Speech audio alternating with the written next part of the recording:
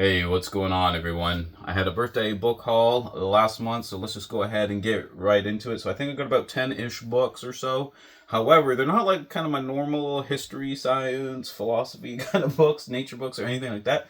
They fit into two very distinct categories, and let's just go ahead and show you. So first up, I got a bunch of D&D books, five to be exact here. So we got D&D World and Realms, which is Mordenkainen's kind of guide to the different planes of the multiverse and stuff. Lots of text, lots of art and stuff. I've been finding it really cool. This is the first one I've been like kind of reading through. I got like 50 pages left. I've been finding it really interesting.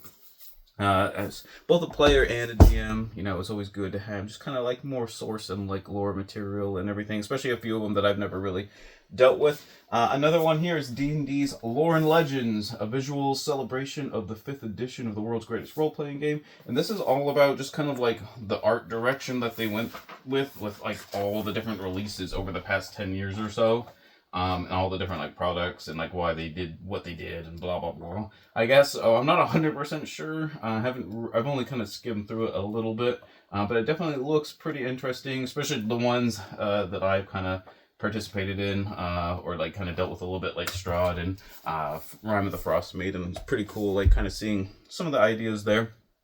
And then one that my son got me partly for himself as well, because he's starting to get an interest in dragons, is D&D The Book of Dragons by Michael Whitwer. And this is literally just like a lore companion for all the dragons, like in subtypes and stuff in D&D and stuff. So I think that's pretty cool. He's been really enjoying flipping through it with me. So I think when he saw a picture of this like amethyst one somewhere, he thought that was like the coolest thing since sliced bread, and partly got him into like dragons and stuff. So I think that's pretty cool. He really likes amethyst and crystal ones.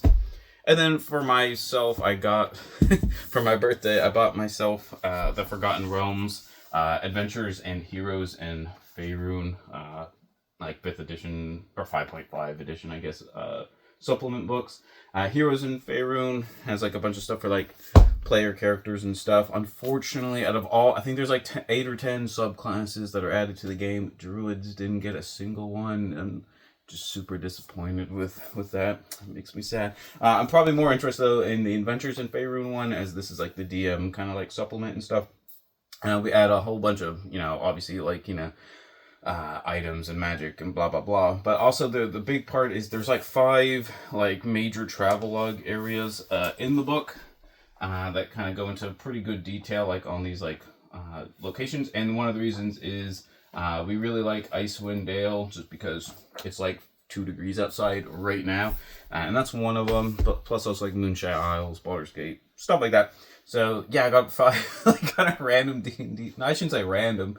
Pretty cool D&D books. So there's that. And now the second part of things is a bunch of nature journaling books, because I've kind of kept talking about how I want to do it, and I made like the weakest, most pitiful attempt a couple of years ago.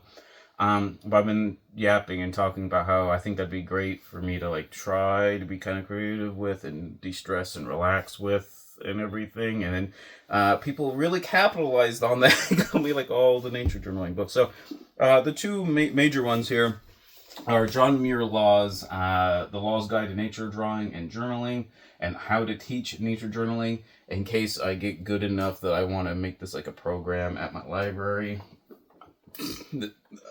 Yeah, okay, we'll see if that happens.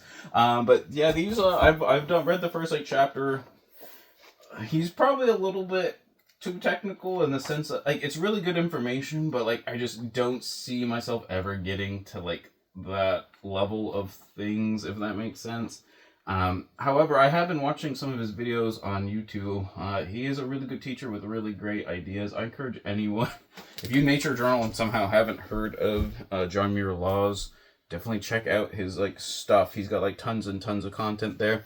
I got Claire Leslie Walker's The Curious in Nature Guide. I did have her nature journaling book from before, Keeping a Nature Journal here, which I do think is kind of more like kind of the style I'm probably going to end up going for and stuff. And this is just like kind of a book of almost like little prompts and stuff. Like when you go outside, like what do you see? What are you thinking about? And kind of giving you like ideas on like what to look for and just things like that to kind of get your mind going for entries like in your nature journal. So I really like that. And then because I'm a total absolute scrub with art, even though I want a nature journal, but I can't do anything art wise. Someone got me a Drawing Nature for the Absolute Beginner, a clear and easy guide to drawing landscapes and nature by Mark and Mary Willenbrink, which sounds about something I would need, to be honest. I don't plan on doing like watercolors or painting, anything like that. If anything, it's probably just going to be like pen and pencil and maybe probably colored pencils, and that's about it.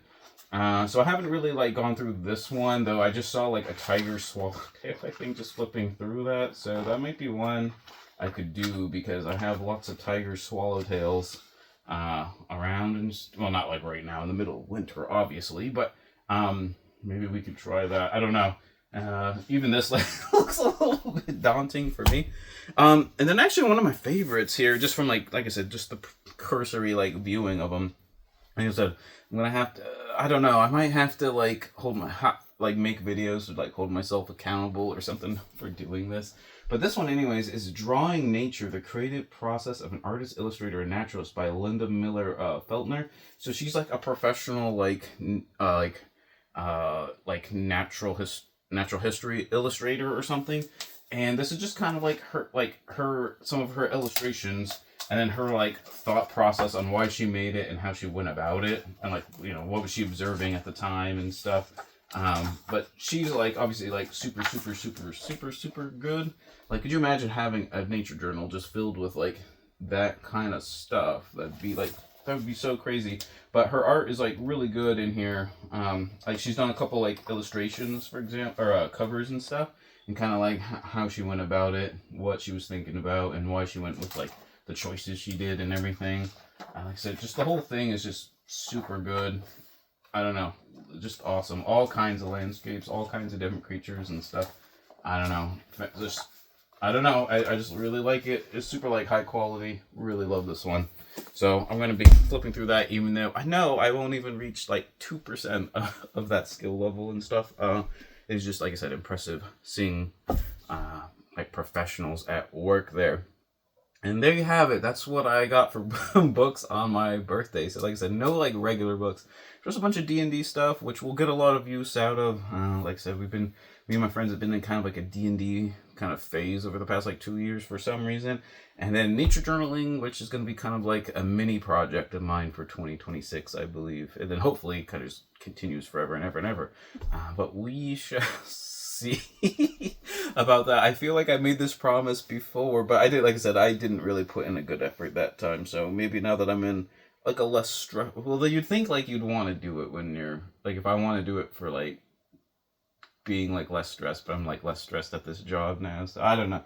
Maybe it'll just make me do it more. I don't know. Probably didn't make a whole lot of sense. But anyways, those are the books I picked up for my birthday and stuff. Let me know, what do you think is better, D&D or nature journaling? Leave a comment down below, and always remember, whatever you end up reading, read victoriously.